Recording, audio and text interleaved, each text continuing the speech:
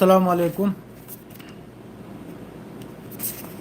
Ayam kam taunri ga nuai nri bro. Pau de ge dum live in thok chrak lai.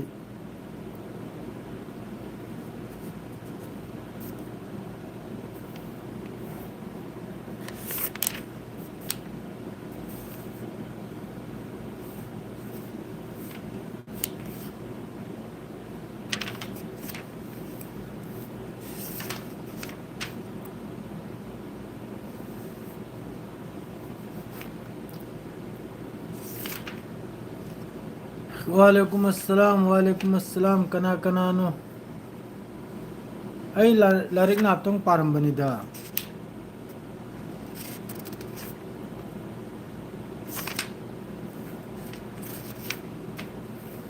Sai sung unra bro mayam kam taunri no watram yum khaibam. Peace be open you.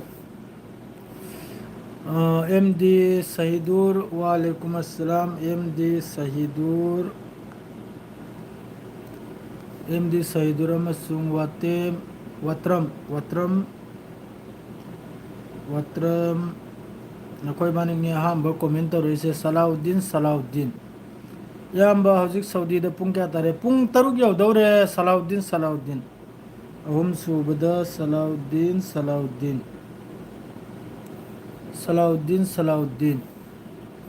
Mari subda WM Amjad Khan Mari subda WM Manga subda Jia Gaming na hak game sanri bro pausi yamna taningi bro okay JB famsa bro ngasi di Israel haibagi mahut Azail thawai loba khang bai bro aduna farani mare kifamse Iran ne yamna saunam ka dhamki tawkhre isnau mayam Iran nai kre red chisu thingani aina Iran nai kre Bab al Mandib su thingani hojik ke matang sida yam sathi na tension ni America su tension ni loimak su tension ni Iran ki taraf ta gi asi kumba wahai ka se thoklok poi matung dane Iran juda USA ki ship ta attack tawba USA army sire chumbro Iran na attack tawba gi wadi karon da gi pau noi su khangdre na ngai re ise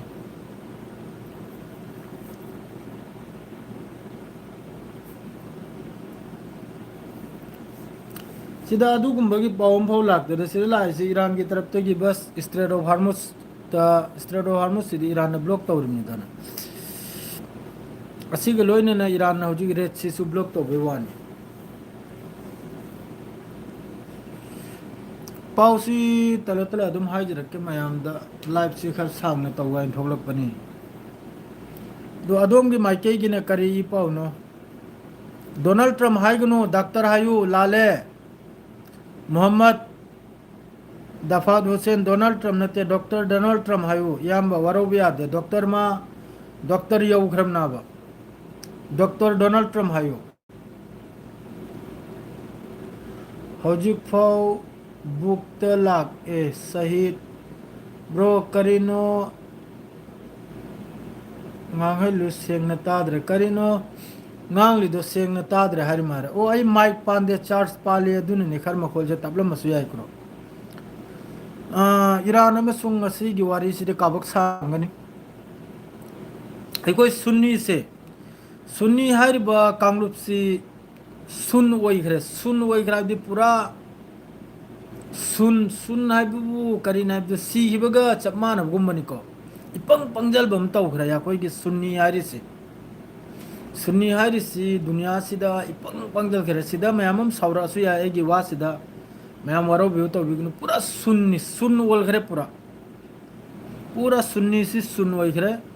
ngasi su gaza de mi yam nasi Lebanon da su yam nasi sirisi kanano sunni ni sirisi Gaza da sirba miwai si ngasi su sunni ni isnau me lan taundri si kanano siyagani lan taundri se hojik ngasi diwa clear thamnam ga mayam da hojik ta lan taundri si siyaga amasung jainis makhai gani lan taundri se hojik ta sunni di sunwai khre पूरा सुनना चंखरे सुनी सेंग नाइता जिस तरह हौजिक Iran बु माइके मरी दगी अमक्का कोइजल बगी फिफम Donald Trump न सोमदा मोंग की वान हेर से लान लोइरे ईरान बु चही कुल मतुंग इन थखरे अखोइने ईरान बु नमहलमदब तारगदी ईरान बु ngasi सार हाइने करोंगनि मयामना सिकुंब वाथी वारेम से तौरेगा अमेरिका की तरफ तेगी सीगी रीजन सिदा मागी वालेकुम अस्सलाम मागी रीजन सिदा काई खरिब बेस मखै सिदा अमक मागी अनुभव फोर्स यामना कन्न डिप्लॉय तौरे तुर्की की अवाम तुर्की की पब्लिक ईरान की सपोर्ट ता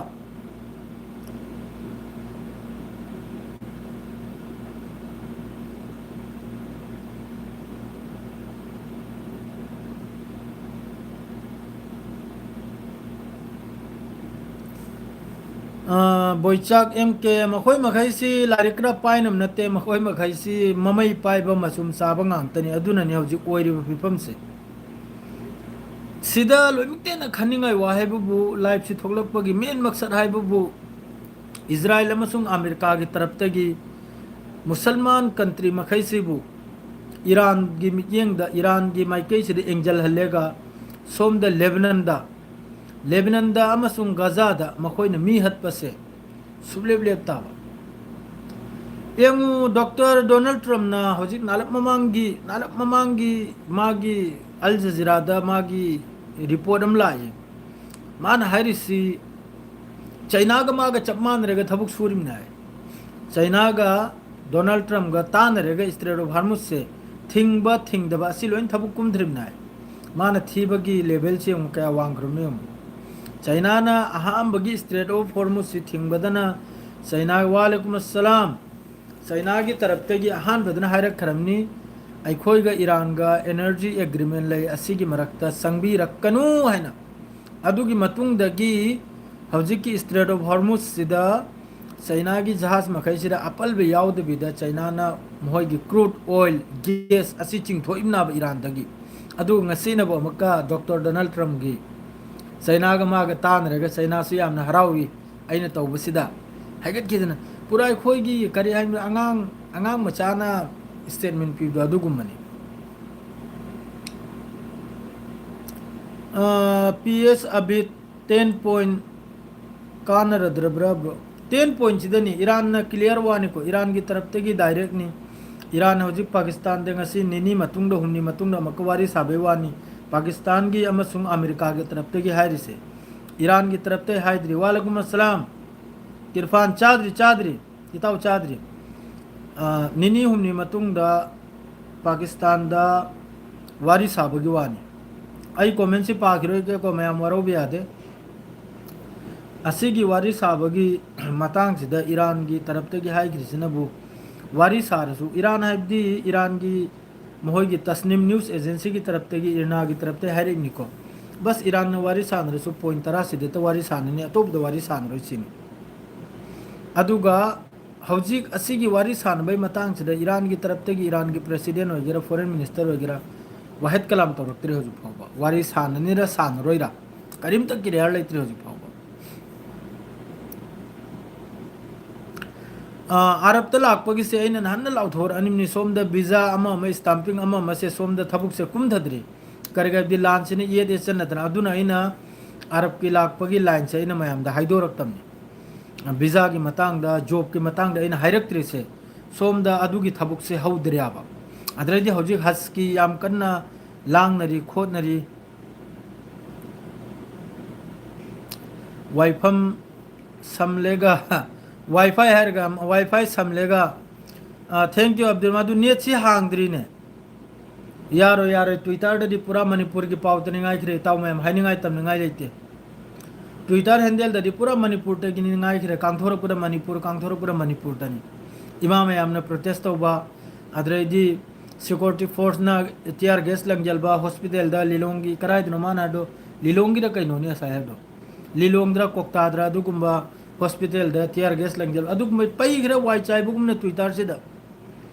फजलुर रहमान वालेकुम अस्सलाम यंगर ब्रदर ब्रो ईरान से चही कुल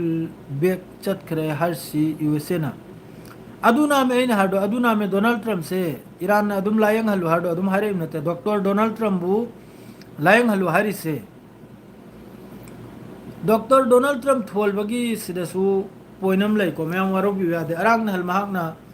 गोड नि हाइना महाक सि जीसस क्राइस्ट नि हाइना कनम तौद अदर पब्लिक न मंगोंदा हंगबा कांद मान हायबा अइदी डॉक्टर ने हाइना लैरिम नाइना अदु दिमासी डॉक्टर ना इसिंग चंफम थीदना डोनाल्ड ट्रम्प हाइगन हारगा डॉक्टर हारगा करम बस सपोर्ट तो नो थीबदी नत्तब्र ब्रदर इसिंग चंफम थीबनीदा डोनाल्ड ट्रम्प दी मोहगी एंगु सिदा लोइना डोनाल्ड ट्रम्प ना सिदा लोइना आजमाइश से ईरान का लोइना आजमाइश से तौरिमनी ईरान सिदने मोंग की ट्रैकिंग से सीजन अदने येंग नाबने ईरान से कुंद्रक प्रायना ईरान की तरफ तक 45,000 ड्रोन रेडी नहीं 15,000 मिसाइल रेडी नहीं ईरान की तरफ तक लान की दमकता ईरान की तरफ तक 45,000 की मथक ड्रोन रेडी नहीं हो 15,000 cruise missile ballistic missile hypersonic missile असिन चिंब रेडी नहीं लान की दमकता ईरान न क्लियर वानी 270 बिलियन अहमदा अदो हन सिंगु अदुगी मतुंगदा 10 पॉइंट अखोइने जो हाइख्रिदो ईरान की मथक सेंसन लगाई की मखैदु लौथोकपा अदुगा तुंगनाउदे ईरान की मथक लान तौरक्तबा ईरान की यूरेनियम इन्वेस्टमेंट तौबदा पंदबा काइख्रि तोइख्रिबा पुनमक लोइने सिंगलकपा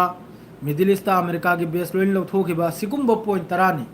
माद्रेदी लेबनान की मथक लान लेपा सिगी रीजन सिदा टोटली सिस्पायर तौबा असिगुम्बा पॉइंट ने ईरान की पैसा फ्रीज तौखिबा अदु थादोरकपा असिगुम्बा पॉइंट तराना ईरान न थमिसे असिदा वारी सानरे सानदोरनी नत्रदि सानरो लान वार नेम का ईरान की तरफ के क्लियर वन ब्रो इजराइल की पीएम से ललतरी ने यहू हाई के दबनी इबाई बोइचा चार ब्रो फारिस इबाई बोइचा चार ब्रो चादरी ने फर्जम के हाय सहीद हाय ब्रदर ईरान दन मोइना तौबा ngam Allah na tauba ngambadsu oisunu Iran da kasu tauba ngamloi Iran lan ngamli sini Iran da kasu tauba ngamloi khau pai ba singsu gyan tabra comment se tang pa ki ga Dr. Donald Trump asi chinna di ki biza ni bro younger brother dear Trump hai gunu psycho Trump hai biu psycho तो सोहाय बे मसाना doctor ने higher अमनी ना doctor HYBE दुरे खोई का सुकाय दरे दाई वखल दे याम पुंग क्या पुंग तरह याव दौरे भाई तमिजुर 4 ब्रो भाई तमिजुर खंग दे तमिजुर भाई दुरी हंगलो आईडी नसर ने को आईडी चादरी याम न सीरियस त लागे पाउसी अहान बदा लांसी हौरे ईरान की अमसुग इजराइल की तरफ तक अमेरिका की तरफ तक ईरान दा होबगी मतुंगदा मखोइना अहाम खल्लुरिसिनबु ईरान की हक्ते लीडर खर हतोक लेगा माद्रेदी हक्ते ईरान की मफम खरदे स्ट्राइक तौरेगा ईरान से हक्ते खुलु खुदमनो कुल्लनिसिनी अदुगा मखोइना जिस तरह रिजिम चेंज तौरंगना है ना मखोइना एम तौदना लाइदो हौजिकते ईरान की रिजिम से हानदगी आरो 10 गुना 100 गुना है ना चेक्सल खरे हौजिकता 100 गुना है ना रिजिम से चेक्सल खरे ईरान द लैरबा पब्लिक पुनमक हौजिक ईरान की रिजिम से सपोर्ट आरो है IRGC से मतमदुदगी हौजिकना आरो है मपांगल से कल्लिम मतमदुदना ईरान मनुंग सिदा 20% 15% लोम हौजिक की रिजिम से एगेंस्ट लेरमे आबा हौजिकती 110% नुपी अंगांग दगी होना अहल लमल दगी होना योंगर ब्रदर एंड सिस्टर दगी होना ईरान की रिजिम से सपोर्ट नहीं हौजिक मनिंग हलबे नते हौजिक मियोय पुनमक ईरान की दमक तो लोइनी लेपिमी असिदा नुंगाइतबा हाइबु ईरान न लान तौनरी से कना की दमक तो नाइबदे इजराइल की मागी मकसद से इजराइल की मागी मकसद आइबदी इजराइल ने जिस तरह खल्ली बो वखल मागी ग्रेटर इजराइल की वखल खल्ली दो अदु की दु थिंग ना ब्लॉक तोरुम ना ईरान की तरफ तगी ब्लॉक तोरुम ने अदु इजराइल की मेन टारगेट से करी नाइबदे ईरान से नि माबु अपल बे होजिक पीगदौ से तुंग दसु होजिक सो अपल बे पीरि से ईरान से नि अमेरिका की मागी लंबी दी क्लियर नि मागी ग्रेटर इजराइल की लेबनान थुगाइबा लेबनान लौजलबा गजा द ngangngai leitre सीरिया दगी ngangngai leitre लिबिया दगी ngangngai leitre मसर हाइरे nganglak aroi लेबनान सिम पूरा थुगाइबा कांद कनातन वा nganglak लो एलक कदर सि कनानो ईरान खक्तन एलक कदर मखोय खंगी अदुन ईरान सि अहान बिदा कमजोर तो मथोदा ईरान सि कमजोर ओइचिबगी मतुंगदा इजराइल की तरफ तगी मथंग की टारगेट से तुर्की ओइगदरुना तुर्की से पूरा टारगेट तो तुर्की से जो पूरा मागी एयर डिफेंस वगैरह मागी एयर फोर्स वगैरह असी पुन मक्सी लोइना कमजोर तौफे मतुंगदा अखोइना लेरिब मफम से असी इराक असी लाकदरुन मागी वाखलदा इजराइल की प्लानिंग से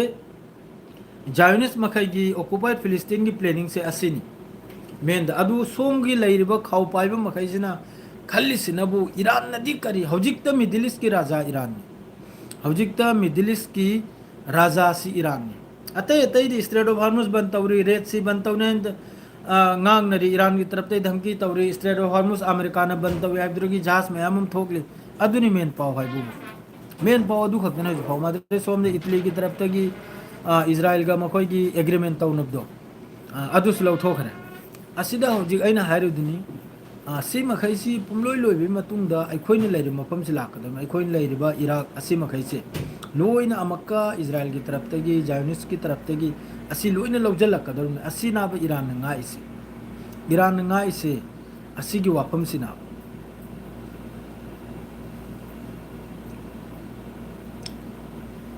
माने माने महाग हीरोनी एप्स्टीन फाइल की महाग से हीरोनी याम साउग्रब हीरोनी यामना मतिक मगुन लेग्रबा नापित की जाता हीरो ओइबि जातनी खंगिब्राने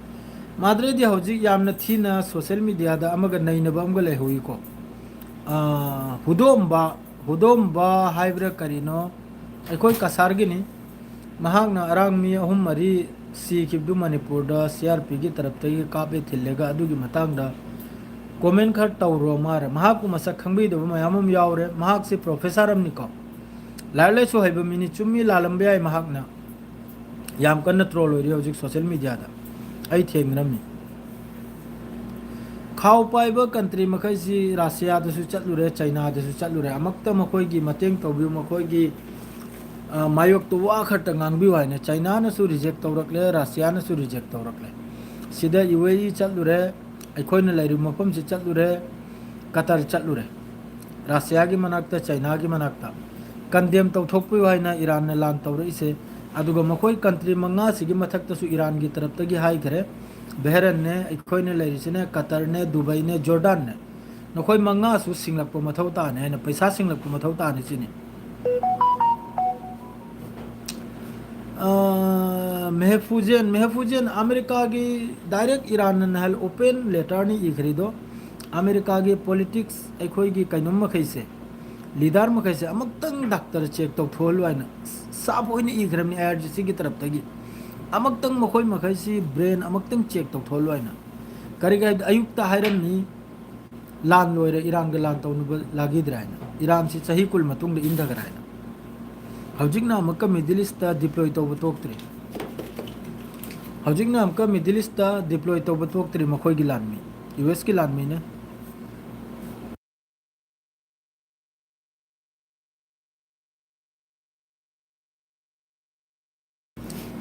अदो हौजिक सु मखोय मिडिल ईस्ट दा डिप्लॉय तौबा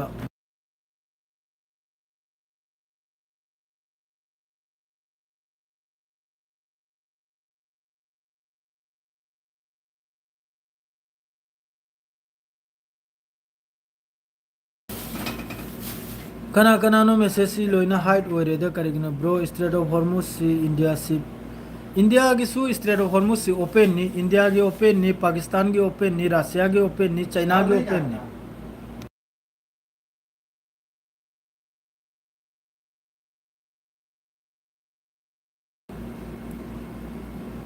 doctor Donald Trump thank you एम की दिनियाल नाहक फजना खंगे डॉक्टर डोनाल्ड ट्रम्प हाइबिरकबैदमक्ता थैंक यू नी याम साथीने किरिमनि उद्रो अंगांगुमने स्टेटमेंट पीरदु उद्रो चाइना गा मागा तान रेगा स्ट्रेट ऑफ हार्मुज से बंद तौरमने हाय अदुम को चाइना की दमक्ता स्ट्रेट ऑफ हार्मुज से हांगदो ओमने हारदु अंगांग मचागी स्टेटमेंट नत्रो मरोल सुदबि अंगांग नत्रो माना दुनिया की जहाज में पुजल खिंजल ब्लॉक तौरना है सोम जहाज मही लोन थोली चाइना की होगरा रशिया की होगरा पंगांगांगी सिद नुंगाइतबा हाइबु हौजुक फाउबा गजा मनुंग लान तौरी इजराइल की तरफ तगी लेबनान मनुंग मी हटली हौजुक फाउबा असी पुनमक्सु ओइबे मतुंग दसु अखोई लैरिबा सुन्नी कंट्री मखै से लोइन चुपनी असी खक्तनी नुंगाइतबा लान बुदी हौजिक हिजबुल्लाह गा अदुम इजराइल का तोंग तांग तौनरी को तोंग तांग हाइबे हिजबुल्लाह की तरफ तगी ड्रोन अमसु मखोई की मरकाबा तेंग मखोई की व्हीकल मखोई की लानमी पुमहम असिदा ड्रोन रॉकेट असी अटैक तौरी इजराइल की तरफ तक बेरूत तो वगैरह सदर्न लेबनान वगैरह साउथ लेबनान वगैरह स्ट्राइक से तौरी असिदा तुर्की सु खर गांगलम गांगलखिद्रे अतोप लेर मखैसिदी लोइना ओइरे करी हाइने मखोई मखैसिगी मरमदा करिमता हाइनिंगाई लेते ईरान न मखोई मथक्ते अटैक तौरगतनी मखोइना खोंगिसे मखोइना रिक्वेस्ट तौरिसे मुस्लिम उम्मा मखैदा मखोइना रिक्वेस्ट तौरिसे ईरान गुमना नैरगनी गाजा मनुंग सुयाम्बा शहीद तौथोक्लिब सुयाम्बा स्ट्राइक तौरबा हाइदि कनामता गांगबिनिंगाई लेते लोइना चुपनी साइलेंटनी मसा मसागी ही होनरी हौजिकता मसा की सऊदी अरब ना अमेरिका की मथक्ते पेसारनी स्ट्रेट ऑफ हॉर्मुज हांगदो सोम द रेड सी थिंगिप ताराइना अदुम तौदना कतर सु स्ट्रेट ऑफ हॉर्मुज हांगदो वाइना अमेरिका की मथक्ते पेसार लोइमगना पेसार ईरान की इकोनॉमी से ईरान सिबु वाहल गनी ईरान सिबु मखाद नमजल गनी हाइनी स्ट्रेट ऑफ हॉर्मुज से थिंगिम नाबा अदुना नाबा ईरान अमक्का नंगने स्ट्रेट ऑफ हॉर्मुज थिंगदी मिडिल ईस्ट लेरिबो पोर्ट मखैसिदगी पोर्ट हम हो पुथोल जहाज हम हो चंगलो है ना ईरान अदुगी मथक्ता अमक्का ब्लॉक से तौरम नाबा लोइन तौरमना असिदना वासे असिदा अमेरिका की मथक्ता असागी पेसार से ओइबनने उपाय लेतदर मखोइसु हांगदोइबने होजि अदु अल जजीरा दा पाकिस्तान दसु यामना कन्ना लांगखोत खरे अमक्का वारी सानबैदमक्ता अदमुको हजु फाबो ईरान की तरफ ते वाफो मंफौ लाक्त्रे मखा ताबदना बोते एते पाउसिदी इजराइल की फोर्स ने अमक्का फिलिस्तीनी गाजा दा सिस्फायर की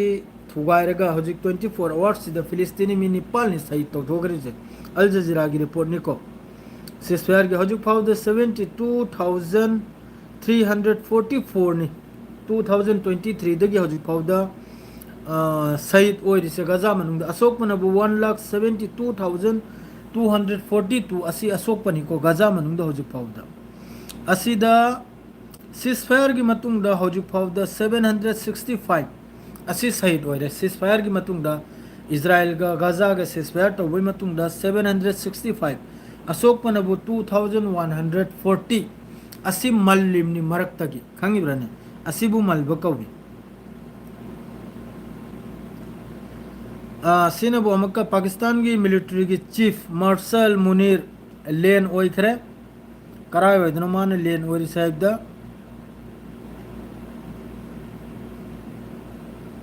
ईरान दा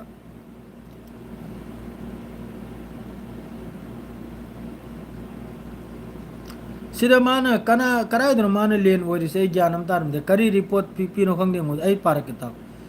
Pakistani military chief lands in Iran before high level talks Iran दो मारे माना लेन ओरि से ईरानियर सोर्स टेल अल जजीरा माना ईरान दनी माना लेन ओरि से करी नो करिम तक ज्ञान में नंतादर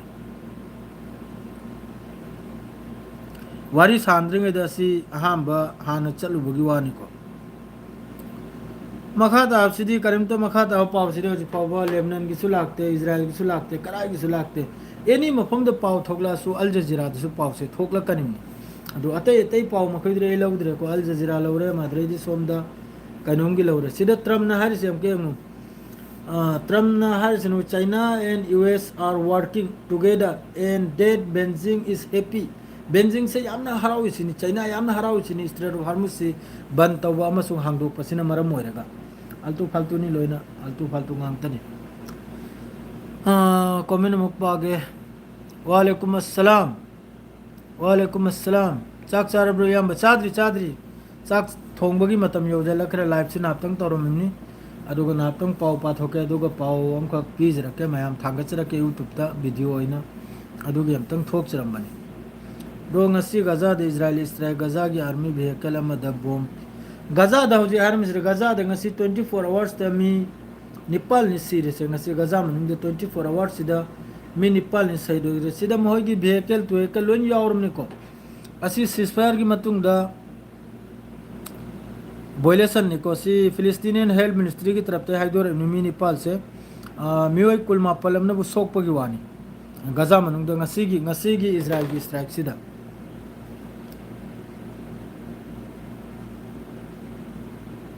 ꯍꯧꯖꯤꯛ ꯕ꯭ꯔꯣ ꯀꯔꯤꯒꯨꯝꯕ ꯄꯨꯡ ꯀꯌꯥ ꯇꯥꯔꯒꯦ ꯁꯤꯗ ꯄꯨꯡ 7:12 ꯌꯧꯔꯦ ꯏꯇꯥꯎ